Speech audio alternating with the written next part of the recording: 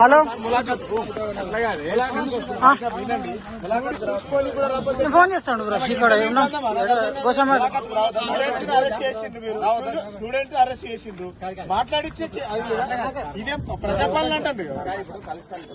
students పరామర్శించే